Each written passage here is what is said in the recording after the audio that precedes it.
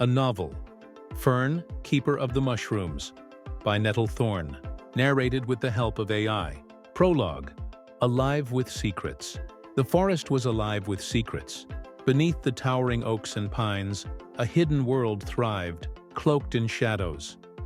Mushrooms sprouted in the damp, quiet places, their delicate tendrils threading deep into the earth. These fungi were more than simple plants.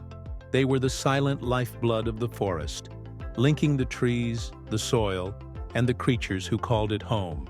The forest breathed through them, ancient and wise, as if each cluster of mushrooms whispered tales of forgotten times, of battles long past, and of the fragile balance that kept everything in harmony. At the heart of the forest, nestled within a hollow formed by thick, knotted roots, lived Moss, the keeper of mushrooms. For as long as anyone could remember, Moss had been the one entrusted with the forest's hidden knowledge. She could tell which mushrooms healed and which poisoned, which could guide life and which brought death. It was a sacred responsibility, passed from one keeper to the next, a lineage that stretched back for generations. But now Moss was the last. The forest had barely begun to heal from the scars of Lord Fargoth's reign. His oppressive rule had suffocated the woods, his mustelid armies ravaging the land and leaving behind devastation that would take decades to mend. Trees were still marked with the burns of his fires, the underbrush trampled by the passage of war. The animals who once roamed freely now hid in burrows or slunk through the shadows, fearful of what still lingered in the wake of his tyranny. Those who had fought to protect the forest, the brave, the cunning, the strong, were either gone or faded, their spirits weary from the long struggle. Moss herself had once been strong, but the years weighed heavily on her now. The ache in her bones was constant, and her fur, once thick and vibrant, had grown thin and grayed with age. She had served the forest for as long as she could remember, but her time was nearing its end. She could feel it in her heart, just as she could feel the weight of the forest's need pressing down on her. The keeper's mantle was one that could not be left unfilled. Without someone to tend to the mushrooms, to understand their secrets and their power, the delicate balance of the forest would crumble. The land, already fragile from Fargoth's cruelty, would slip further into decay. Moss knew that the forest needed a new keeper, someone young and strong enough to take on the responsibility, to guide the forest toward recovery and renewal. But where would such a keeper come from? Moss had trained many apprentices over the years, but none had stayed. Some had left to fight in the rebellion, while others had been lost to the battles. Those who survived had moved on, leaving the forest behind in search of safer, brighter lands.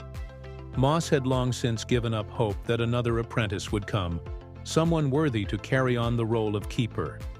She spent her days tending to the mushrooms in solitude, knowing that each season could be her last.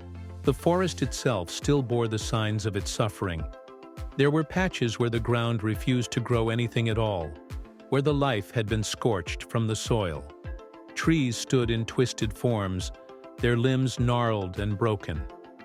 The animals, once so vibrant and full of life, now moved cautiously, as if afraid that the shadows of Fargoth's reign might still rise up to claim them. It was a wounded forest, and it would take more than time to heal those wounds.